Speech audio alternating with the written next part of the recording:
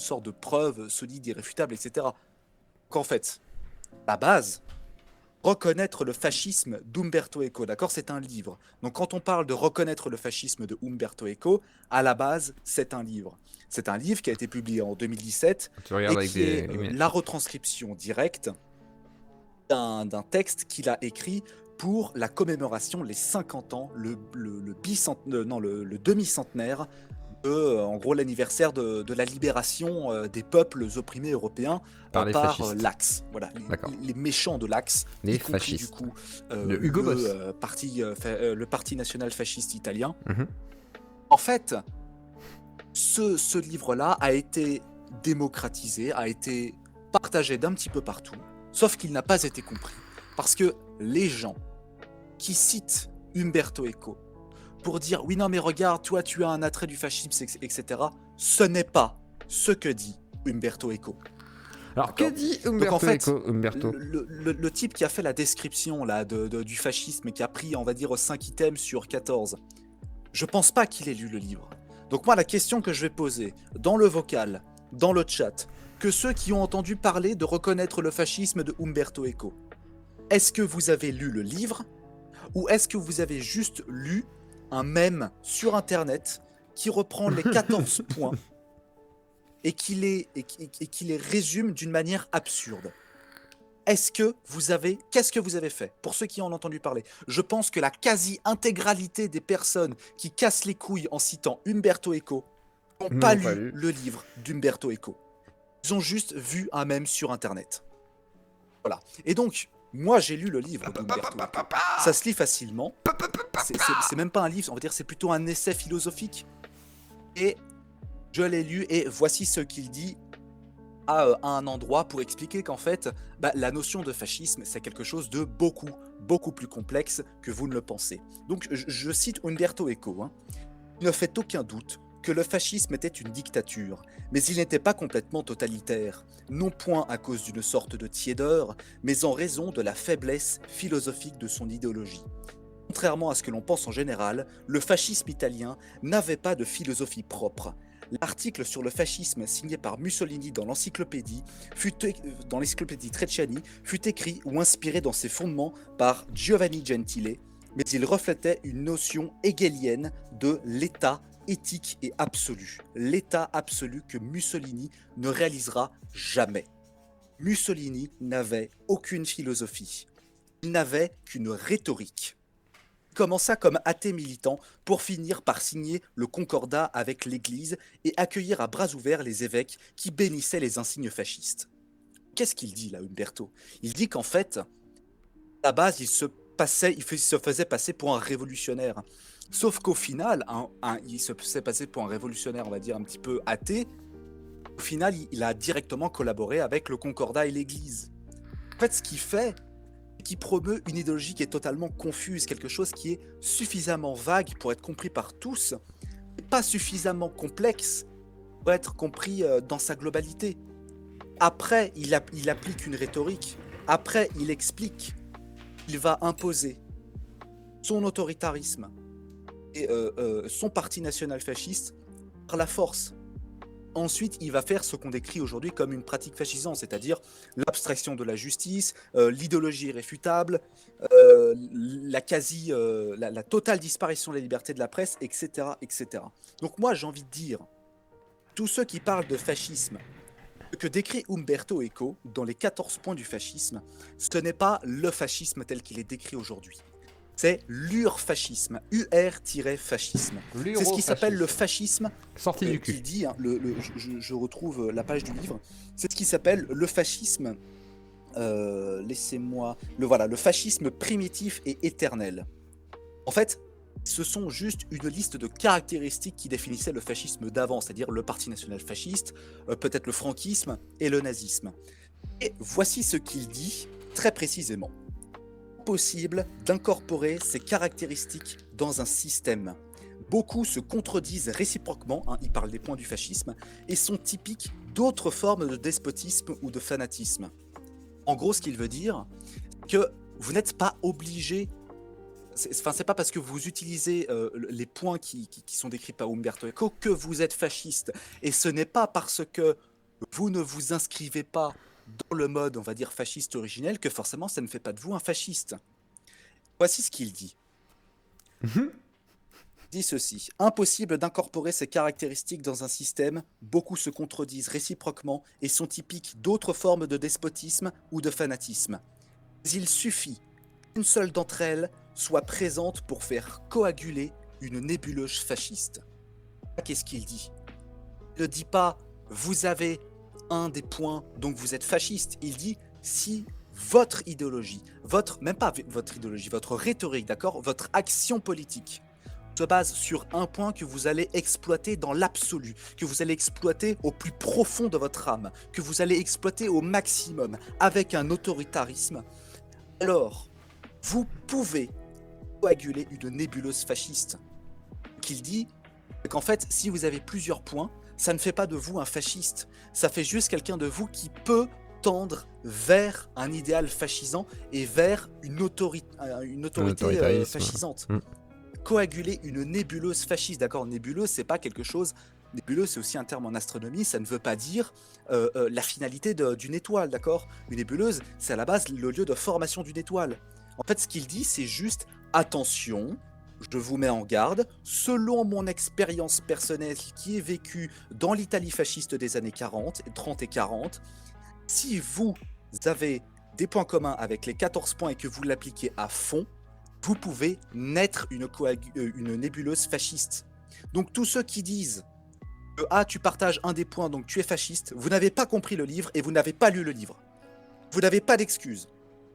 C'est un mensonge. Ceux qui utilisent le même sur les réseaux sociaux, tous ceux qui utilisent ce même-là et qui disent regarde tous les points, d'accord, qui sont des paragraphes dans le livre, hein, tous les points. Donc l'humiliation par la richesse, l'ennemi, l'élitisme, le culte de l'héroïsme. Ça veut dire quoi le culte de l'héroïsme? Ça veut dire quoi l'élitisme? Ah c'est bon, t'es élitiste, donc c'est fasciste? Ce n'est pas ce que dit Umberto Eco. Ce dont on ne peut parler, il faut le taire. Vous ne savez pas ce que dit Umberto Eco. Vous n'avez pas compris ce qu'a dit Umberto Eco. Vous n'avez pas lu le livre original d'Umberto Eco. Donc vous n'avez pas à vous exprimer là-dessus. C'est ça. C'est ça qu'il faut comprendre. Maintenant, Bel exposé. on va Vas-y. lire. Moi, je dis à voter. Je vais lire un petit peu quelques petits points. Vas-y. Le premier, c'est le culte de la tradition. Vous avez parlé du culte de la tradition. Sauf que ce n'est pas ce que dit Umberto Eco. Voici ce que dit Umberto Eco. La première caractéristique d'un urfascisme, donc le urfascisme, c'est le fascisme primitif et éternel. D'accord? Ce ne sont pas les versions du fascisme aujourd'hui, d'autant plus que le livre est sorti à la base, c'est un texte qui date de 95, de 95. Pour lui, le traditionnalisme est plus ancien que le fascisme. Ne fut pas seulement typique de la pensée contre-révolutionnaire catholique après la Révolution française, il est né vers la fin de l'âge hellénistique, donc en gros les cités-États grecs, en réaction au rationalisme grec classique. Cette nouvelle culture doit être syncrétique. Le syncrétisme n'est pas seulement, comme l'indiquent les dictionnaires, la combinaison de diverses formes de croyances ou de pratiques. Une telle combinaison doit tolérer les contradictions. Tous les messages originaux tiennent un germe de sagesse, et lorsqu'ils semblent dire les choses différentes ou incompatibles, c'est uniquement parce que chacun fait allusion, de façon allégorique, à quelques vérités primitives. Conséquence, il ne peut y avoir d'avancée du savoir. La vérité a déjà été énoncée une fois pour toutes, et l'on ne peut que continuer à interpréter son obscur message. Il suffit de regarder le syllabus de chaque mouvement fasciste pour y trouver des principaux penseurs traditionnalistes. Donc en gros, ce qu'il dit, d'accord, ce qu'il dit, ce n'est pas le culte de la tradition. C'est le culte de ta tradition à toi. La tradition, bien sûr, évidemment qu'il parle du fascisme, il parle de l'extrême droite, il parle également du nazisme. Mais ce qu'il veut dire, c'est qu'en fait, le premier poids, ce n'est pas le culte de la tradition. C'est l'adoption d'une idéologie irréfutable. C'est-à-dire que pour vous, il y a la vérité. La vérité, c'est votre vérité. Et votre vérité, personne ne doit la contester. Si vous êtes bien évidemment dans un idéal fascisant, hein, personne ne doit la contester. Et si personne ne doit la contester, alors vous êtes prêt à la défendre par la force. L'adoption d'une idéologie irréfutable et la justification de la violence envers les autres pour conserver cette idéologie. Et de cette idéologie-là, de votre idéologie, vous avez la tradition. Vous avez la tradition de votre idéologie que vous avez vous-même créée. C'est ça en fait. Donc en fait, ce qu'il dit, C'est pas ah Zemmour il est fasciste parce que c'est le culte de la tradition, d'accord. Zemmour est un gros con, raciste, d'extrême droite, tout ce que vous voulez, je suis d'accord avec ça. Mais par contre, quand on dit le culte de la tradition, on va dire cette espèce d'idée, ouais mais en fait t'es pour que revenir à la Renaissance ou ce genre de truc. Non, c'est pas ça qu'il dit. Ce qu'il dit, c'est qu'en fait, le premier point, c'est qu'il y a votre vérité à vous, que cette vérité est immuable, impalpable, immanente et qu'on ne peut pas la réfuter. Et là, ça peut s'appliquer à des partis politiques, mais ça peut également s'appliquer à n'importe quel mouvement idéologique suffisamment communautariste ou sectaire. Je pense aux sectes, je Mhm. pense aux extrémistes religieux. Et on a Exactement. parlé du mouvement woke. Alors pourtant, il y a beaucoup de critiques du mouvement woke qui me semblent totalement connes, hein, voilà. Notamment beaucoup de certains à droite qui parlent du wokisme mais sans vraiment connaître l'idéologie wokiste. Imaginez, si quelqu'un débarque en disant moi je suis woke, moi je Mhm. suis défenseur d'une idéologie irréfutable. Ça c'est la vérité. T'es pas d'accord, je vais te cancel. T'es pas d'accord, je vais t'insulter. T'es pas d'accord, je vais te railler. Les, si jamais cette personne-là arrive à imposer par la force ses idées, alors, selon Umberto Eco, d'accord, selon le livre, selon la personne que vous défendez, que vous cassez les couilles à longueur de la journée en rappelant ça, hein, d'accord. Selon Umberto Eco, selon le livre que vous n'avez pas lu, mais que vous avez compris, bravo, vous avez parfaitement compris un livre que vous n'avez pas lu, d'accord. Selon Umberto Eco, si vous faites ça, vous pouvez tendre vers une nébuleuse fasciste. C'est ça qu'il dit, d'accord. Je suis désolé, mais en fait, n'importe qui, d'accord, le fascisme aujourd'hui peut s'adresser à tout le monde qui est suffisamment prosélyte pour faire appliquer ses idées, parce qu'il parle de fascisant. C'est comme, par exemple, on parle le socialisme anglais de 1984. Vous savez pas, dans le livre 1984 de George Orwell, il y a Mhm. INSOC. INSOC, qui veut dire socialisme anglais, qui n'a rien à voir avec le socialisme, hein. Mhm. C'est un parti totalement fasciste, totalement ur-fasciste même. Mais par contre, il n'y a strictement aucune idéologie de gauche ou de droite dans le livre. Il y a l'autorité, il y a la volonté suprême, il y a la volonté de puissance, il y a l'autoritarisme partout, tout le temps. Ça n'est pas une question de gauche ou de droite. C'est tout le temps. Pourtant, Tout le monde est en dérive Orwell, fasciste quelque part. Vas-y, vas-y. comme il s'appelle, Orwell s'est inspiré du nazisme pour faire son 1984. Mais il s'est également inspiré, selon Umberto Eco, qui le dit également dans le livre, il s'est également inspiré on va dire, des dérives de l'Union soviétique, qui sont également des dérives fascisantes, selon ces mêmes définitions. Encore une fois, aujourd'hui, n'importe qui défend son idéologie de manière suffisamment communautariste et prosélyte peut tendre, selon le point numéro 1, peut tendre vers peut coaguler vers une nébuleuse fasciste, d'accord. C'est ça qu'il dit Umberto Eco. C'est pas oh, t'es un culte de la tradition, t'es pour la Renaissance, tu vois, c'est trop un fasciste, j'ai lu ça dans Umberto Eco. Non, tu l'as pas lu dans Umberto Eco, d'accord. Tu as vu ça sur Twitter. Tu as vu ça même sur Twitter. Tu n'as pas lu le livre, tu n'as pas à t'exprimer sur le sujet. Bien, on va passer maintenant au point numéro 2, d'accord. On va tous les faire, hein, d'accord. Putain, c'est un exposé Non, mais complet. attends, ça m'énerve. C'est une On va vidéo tous les d'Anal faire, en fait. d'accord. On va Attendez. quasiment tous les faire, ok. Astro est Donc, ensuite, possédé par un agénocide. Vas-y. il y a le refus, ensuite Ça va le être le point titre, numéro hein. 2, c'est le refus du modernisme. Les fascistes, comme je recite Umberto Eco, hein, les fascistes, comme les nazis, adoraient la technologie, tandis qu'en général, les penseurs traditionnalistes la refusent. Alors, on va pas faire tous les points, on va faire les points les plus intéressants, hein. La tenant pour la négation des valeurs spirituelles traditionnelles. Toutefois, bien que le nazisme était fier de ses succès industriels, ses louanges de la modernité n'étaient que l'aspect superficiel d'une idéologie fondée sur le sang et la terre. Donc là, il parle clairement du nazisme. En fait, il te dit que le nazisme, effectivement, adorait l'industrialisme et en fait a inventé plein de technologies, notamment la technologie des lanceurs spatiaux, techniquement les fusées V2. C'était des fusées qui étaient très en avance sur leur temps. Mais par contre, tout ceci était là pour servir l'idéal nazi, c'est-à-dire vraiment l'idéal, le culte de la personnalité, le culte du corps et le culte du sang. Donc là, il s'adresse beaucoup plus à la droite qu'à la gauche. Mais le refus du monde moderne était camouflé sous la condamnation du mode de vie capitaliste, mais il recouvrait surtout le rejet de l'esprit de 1789 et de 1776, bien sûr. Alors 1776, c'est l'indépendance des États-Unis. Le siècle des Lumières, l'âge de la raison, conçu comme le début de la dépravation moderne. En ce sens, l'urfascisme peut être défini comme irrationalisme. Faites ce qu'il dit, que là, siècle des Lumières, l'âge de la raison, quelqu'un qui veut tendre vers une idéologie fascigeante, Mhm. c'est le début de la dépravation moderne. C'est le début où là, ça a commencé à partir en couille. Alors, l'invité, Si c'est on- le petit si- astronome qui est en train de parler, pour ceux si on qui peut se parler, demandent. si on Voilà. peut parler, par exemple, il y a beaucoup qui ont parlé de l'idéologie woke. Je vais citer donc ce que disait Fondapol sur l'anatomie du wokisme. Alors tout ce que je dis, d'accord, ce n'est pas la vérité irréfutable, hein. Je ne fais que réciter les propos d'Umberto Eco, d'accord. Je ne suis que le relais. Je dis pas qu'il a raison ou tort. Je dis que son expérience, c'est ça qu'il dit, d'accord. Donc que dit Fondapol? Il dit ça. Dernier thème du wokisme est celui de l'éviction de l'individu et de l'universel, tous deux perçus comme des fictions issues des Lumières, masques de la domination blanche. Chez les postmodernes, le concept d'universel est au mieux naïf. Dans le pire des cas, il s'agit simplement d'une tentative d'imposer les discours dominants à tous. Donc là, qu'est-ce qu'il dit? C'est qu'en fait, si on veut jouer au con, on peut tout à fait dire que les gens qui se revendiquent woke et qui sont suffisamment prosélytes, d'accord, je parle pas des gens qui adhèrent à cette idéologie sans faire de mal à personne, hein, qui représentent la majorité des gens, d'accord, je parle des prosélytes. Ah, vous adoptez totalement le point numéro 2 d'Umberto Eco.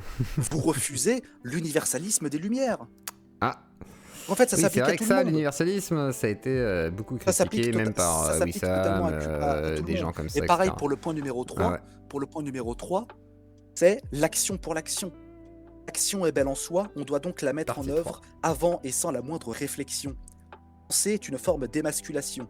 Ainsi, la culture est suspecte puisqu'on identifie à une attitude critique. Culture est suspecte. Tiens, ça me fait penser à tous ces gens qui expliquent que les films sont oppressifs, que les livres sont oppressifs, qu'il faut faire des autodafés pour rétablir une certaine pureté morale. C'est bizarre ça, c'est super bizarre, hein. Franchement, ça n'est sans doute qu'une coïncidence, hein, tout à fait bien sûr. Ensuite, il y a le refus de l'esprit critique. Et là, je vais citer directement le paragraphe. Aucune forme de syncrétisme ne peut accepter la critique. L'esprit critique établit des distinctions, et distinguer est un signe de modernité. La culture moderne, la communauté scientifique entend le désaccord comme un instrument de progrès des connaissances. Pour l'urfascisme, le désaccord est trahison. C'est-à-dire qu'en fait, l'adoption, on va dire, de la zététique et de l'esprit critique est synonyme de trahison. Pourquoi? Parce que lorsque vous avez une idéologie fascisante, eh ben vous voulez conserver votre idéologie irréfutable, d'accord, la vérité Ça n'a pas le droit d'être modifié, quoi. innée. Point numéro 1. Donc en fait, le point numéro 4, c'est littéralement l'abstraction de la liberté d'expression des gens qui ne sont pas d'accord avec votre liberté innée que vous avez imposée à tous. Et donc ensuite, c'est pareil, c'est que le point numéro 6, hein, l'une des caractéristiques typiques des fascismes historiques, c'est l'appel aux classes moyennes frustrées et défavorisées par une crise économique ou une humiliation politique. Là, on peut faire le parallèle avec Donald Trump. Donald Trump s'est proposé à la classe prolétaire américaine, a dit: vous êtes déçus par 8 ans d'administration Trump-Biden, laissez-moi vous aider, nous allons reconquérir l'Amérique. Mais qu'est-ce qu'il a fait en fait? Il a fait exactement l'inverse, d'accord? Il met une politique de bourgeois.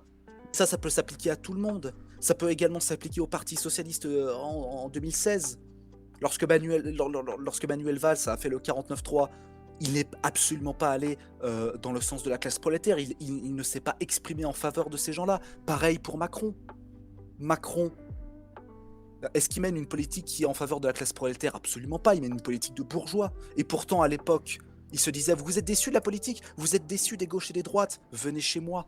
Donc en fait, ça s'applique à n'importe quel parti idéologique ou parti politique qui considère les défavorisés et la classe prolétaire comme une sorte juste d'outil idéologique pour avoir un intérêt électoral. C'est ça que dit Umberto Eco aussi. Et là, ça s'applique pas qu'à la gauche ou qu'à la droite, ça s'applique à n'importe quel parti politique qui est suffisamment prosélyte et suffisamment immoral pour faire son action politique jusqu'au bout. D'accord? Enfin voilà, les gens qui citent les points sont des gens qui n'ont pas lu correctement et correctement les paragraphes, en fait. Et puis pareil, numéro 7, c'est l'obsession du complot. Hein, voilà, on va encore citer. C'est pourquoi, à la racine de la psychologie urfasciste, on trouve l'obsession du complot, si possible internationale. Les disciples doivent se sentir assiégés. Le moyen le plus simple de faire émerger un complot consiste à en appeler à la xénophobie. Toutefois, le complot doit également venir de l'intérieur. Tiens, ça me rappelle quelque chose, ça, dis donc. En fait, c'est exactement pareil. Alors là, après, il cite le livre de Robertson, The New World Order, qui est très clairement un droitard. Hein. Mais ce qui se passe, c'est que n'importe qui a une obsession du complot, si jamais vous voulez baser votre politique sur l'obsession du complot, de dire que tout est complot, que tout est suspect, que l'entièreté de la société est suspecte, que vous voulez appliquer ça jusqu'au bout, d'accord, quitte à être totalement paranoïaque, selon Umberto Eco, vous pouvez avoir une nébuleuse fascisante. C'est ça qu'il dit. Et ça s'applique également aux partis de gauche. Comme aux Alors, partis excuse-moi de de ne pas avoir lu. Vas-y. Excuse-moi d'avoir lu quasi. Ça fait 20 ans que j'ai lu. Petite respiration. Est-ce que tu es d'accord pour dire que l'obligation vaccinale est plutôt une mesure fasciste? Ça dépend comment tu l'entends. C'est pas le sujet. Mais c'est pas. Ça peut être interprété. Tu peux l'interpréter effectivement comme ça. Mais est-ce que c'est une mesure fasciste? Non. En vrai, non. Si on veut être honnête, non. Si c'était une mesure fasciste, liberté. Non, mais en fait, t'aurais carrément une obligation, sinon une répression extrêmement dure. Aussi. Genre interdiction d'apprendre à son enfant à nager, par exemple. On aurait ça si c'était fasciste. Mais bon, après, ça n'a pas grand lien, mais vraiment, ça n'a pas de lien, parce que le fascisme, ça va être sur un système entier, tu vois. Tu vas essayer de proposer sur un système de vie, sur une manière de voir le monde. Mais qu'importe le fascisme, en gros, l'autoritarisme, ça va être ça, en gros. Et comme l'expliquait justement Astro, surtout ce qu'il essaie d'expliquer, c'est que tous ceux qui emploient Umberto Eco pour essayer de définir le fascisme, mais il se repose sur que dalle, puisque l'interprétation elle-même d'Umberto Eco est bien plus nuancée que ça, en fait. Parce qu'il explique qu'en gros, tu vas retrouver ces phénomènes-là un peu de partout. Même tu pourrais retrouver, du coup, effectivement, dans une dérive sectaire, par exemple. Ce qu'on voit effectivement assez souvent dans toutes les dérives sectaires, assez affirmées, où il y a un gros clan qui se forme, etc. Vous allez avoir une sorte de dérive un peu fasciste ou autoritaire, en tous les cas. Fasciste, autoritaire, comme on veut. En fait, ma petite leçon de fascisme, en fait, elle n'est pas là. En fait, elle est surtout là pour rappeler à ceux qui pensent fascisme égale méchant de l'idéologie adverse. Et souvent, c'est de dire l'extrême droite. Sauf que non, regarde, vous prenez le point numéro 9. Le point numéro 9, selon le fascisme primitif, originel et éternel, il n'y a pas de lutte pour la vie, mais plutôt une vie pour la lutte. Le pacifisme est alors une collusion avec l'ennemi. Le pacifisme est mauvais car la vie est une guerre permanente. Mais ça peut s'appliquer à n'importe quelle secte, ça peut s'appliquer à n'importe quel mouvement politique suffisamment violent, ça peut s'appliquer à n'importe quel militant prosélyte suffisamment violent. Sa vie est faite pour la lutte. Et il ne lutte pas pour la vie, il vit pour la lutte. Ça ne s'applique pas forcément qu'à l'extrême droite. En fait, il faut arrêter de se sortir l'esprit du fascisme égale extrême droite. C'est peut-être votre définition, d'accord? Ok. Mais ça n'est pas la définition de Umberto Eco. Donc n'allez pas citer Umberto Eco si vous pensez que fascisme égale droite. Allez pas. C'est le mal. D'accord? Et que tous ceux qui cassent les couilles avec ça, vous mettez le lien de ce live sur Twitter et ça va faire des vues, d'accord? Et ça va me faire de la pub, donc abonnez-vous à mes chaînes YouTube. Et moi je vais faire une capsule de cette vidéo parce que le petit Astro il mérite d'être mis en avant même sur sa pensée politique. Voilà. Si t'acceptes. Alors, oui, si tu veux. Après, ma pensée, pas du ring à relais, bien entendu. Je ne suis que le relais de ce que dit Umberto Eco. Exactement. Là c'est vraiment de la définition. Là c'est de la définition. Je suis juste en train de parler de la définition, d'accord? Là tu as fait une sorte d'exposé sur la pensée d'Umberto Eco avec les points cités et les citations exactes. Vas-y. Le point numéro 11 est très intéressant parce que dans le point numéro 11, voici ce qu'il dit. Dans cette perspective, chacun est éduqué pour devenir un héros. Si dans toute mythologie le héros est un être exceptionnel, l'idéologie fasciste, le héros est la norme. Le culte de l'héroïsme étroitement lié au culte de la mort. Ce n'est pas un hasard si la devise des phalangistes était Viva la muerte. En fait, là, ça me donne l'opportunité de faire un petit parallèle avec les super-héros américains. Vas-y, attends, c'est le parallèle. Je fais un café. Vas-y, je vais faire un café. Quand on parle de super-héroïsme américain, par essence, ce qu'ils font, vous prenez certains super-héros de Marvel, vous prenez le meilleur exemple, c'est Batman, d'accord? Batman, on va dire dans ses comics les plus sombres, et Batman, oui c'est DC, et j'ai dit Marvel, mais aussi Batman, d'accord? Donc Batman c'est DC. Et Batman dans ses comics les plus sombres, dans ses films les plus sombres, qu'est-ce qu'il fait Batman? Batman, il fait abstraction de la justice pour faire justice soi-même. Par essence, c'est un petit peu fasciste. Parce que ça veut dire qu'il ne considère pas que la justice est une finalité en soi, d'accord? Sa justice est la bonne pour lui. Et dans certains films, on le voit très clairement en train de péter des gueules, limite de tuer des gens. Voilà, quand vous prenez les films de Christopher Nolan, c'est exactement ça. Il fait sa propre justice. Il va même jusqu'à justifier l'immoralité de ses actions. On dit, oui, mais je fais ça pour mon bien, je fais ça pour le bien des gens. C'est Alors, peut-être pas qu'est-ce que tu forcément as à le bien. répondre à Étienne Chouard qui dit que, je sais pas, le macronisme, le socialisme et le capitalisme tels qu'ils sont faits aujourd'hui sont une forme de fascisme actuel, un fascisme doux. Tu peux comparer ça au viol doux, c'est-à-dire que on fait passer la pilule aux mecs sans tabasser des gens, sans les tuer, mais c'est quand même une forme d'obligation, une forme de violence psychologique. On t'oblige pas à te vacciner, mais si tu te vaccines pas, tu peux pas prendre le train, tu peux pas aller à la bibliothèque, tu peux pas aller à la piscine. En fait, on En fait, t'oblige. ça dépend si tu considères que la vaccination, par exemple, ou que ce que tu décris fait partie du contrat social ou non. Que le contrat social, c'est quoi? C'est l'État vous promulgue la liberté et la sécurité, mais vous devez rendre des obligations à l'État, c'est-à-dire vous avez des devoirs. Est-ce que, du coup, là, ce n'est pas le sujet, j'aimerais juste terminer sur Umberto Eco, mais là, ce n'est pas le sujet, mais est-ce que pour vous, je vous repose la question, est-ce que pour vous, l'obligation vaccinale ou ce que vous avez décrit, ça fait partie du contrat social ou alors c'est une dérive autoritaire? Je pense que c'est plus une dérive autoritaire qu'autre chose, mais pour ta question précise, là, je ne saurais pas forcément répondre parce qu'elle est un petit peu trop vague et je ne connais pas en profondeur Étienne Chouard. Et je tiens juste à terminer pour le point numéro 12.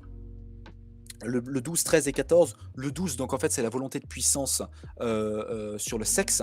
D'accord? Et en fait, ce qu'il explique, c'est qu'il y a l'intolérance totale envers les homosexuels, envers les femmes, qu'ils considèrent comme des êtres inférieurs. Là, il s'applique forcément au nazisme, au fascisme et on va dire aux conservateurs d'aujourd'hui. Sauf que la volonté de puissance sur le sexe, ça peut également s'appliquer pour n'importe qui, notamment pour les sectes. Une secte n'a pas spécialement d'idéologie de droite ou de gauche, d'accord? Une secte, ce sont des gens qui embrigadent d'autres personnes pour se faire de l'argent et qui peuvent utiliser des dérives fascistes pour se faire encore plus d'argent. Ou voilà, je sais pas, quand on accuse des gens, je me souviens à Astronogeek qui avait dit Astronogeek, j'assume de faire un jeu sexuel avec ma femme en lui réveillant par des caresses. Il a été traité de violeur pendant 1 an et demi. Alors que c'est pas du viol, puisque c'est un jeu sexuel consentant. Et qui est assumé sur les deux. Lorsque tous les gens vont lui faire de la diffamation de masse pour servir le bien commun de la Pas gauche, tous, moi je l'ai machin pas truc fait.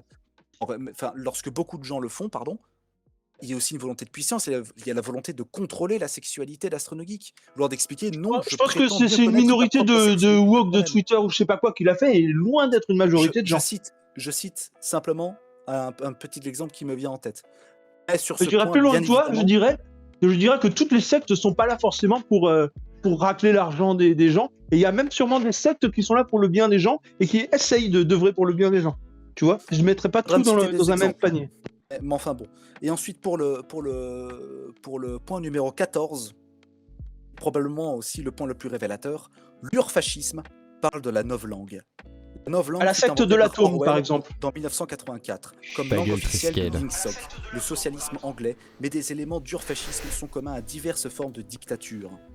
À ce qu'il dit, c'est exactement pareil. Tous ceux qui inventent des néologismes pour leur idéologie, je ne dis pas que ce sont des fascistes. Parce que Umberto Eco ne dit pas que ce sont des fascistes. Je ne suis que le relais de ce qu'il dit, d'accord? Je ne dis pas s'il a raison ou tort.